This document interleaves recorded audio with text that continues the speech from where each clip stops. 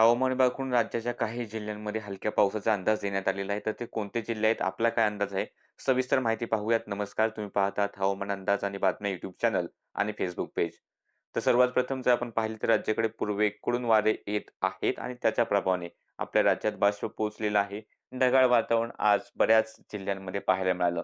सकाळ-सकाळी हे ढगाळ वातावरण मध्य प्रदेशच्या सीमावर्ती भाग जो आहे उत्तरेकडील त्या ठिकाणी होतं आणि त्यानंतर आता हे जे ढग आहेत जवळपास फक्त थोडंसं मुंबई, रायगड, रत्नागिरी, सिंधुदुर्ग, कोल्हापूरचा भाग वगळता राज्याच्या जवळपास सर्वच जिल्ह्यांमध्ये काही प्रमाणात ढगाळलेलं वातावरण पाहायला मिळतंय. मात्र सध्या तरी या ढगांमधून पावसाची विशेष शक्यता नाही.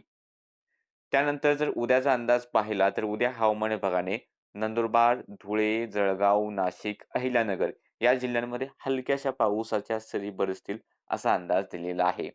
आपला असा अंदाज आहे की उद्या सुद्धा राज्यात बऱ्याच ठिकाणी ढगाळ वातावरण राहणार आहे. त्यामुळे थंडी कमी राहील आणि राज्याच्या उत्तरेकडे धुळे, नंदुरबार, जळगावचा भाग असेल. ढगाळ वातावरण जास्त राहू शकतं आणि त्यातल्या त्यात परवा पहाटे याच भागांमध्ये नंदुरबार, धुळे, जळगाव ढगाळ वातावरण असतं. हलक्याशा पावसाच्या सरी किंवा हलके थेंब होऊ शकतात. विशेष मोठ्या पावसाची शक्यता नाही. ही शक्यता नाशिकच्या उत्तरेकडील भागांसाठी आणि छत्रपती संभाजीनगरच्या उत्तर भागांसाठी राहील, की परवा पहाटे 1-2 ठिकाणी झालं तर हलके थेंब होतील. विशेष मोठ्या पाऊस होण्याची शक्यता दिसत नाही, की ही शक्यता सुद्धा साधारणतः 10% च्या आसपास आहे.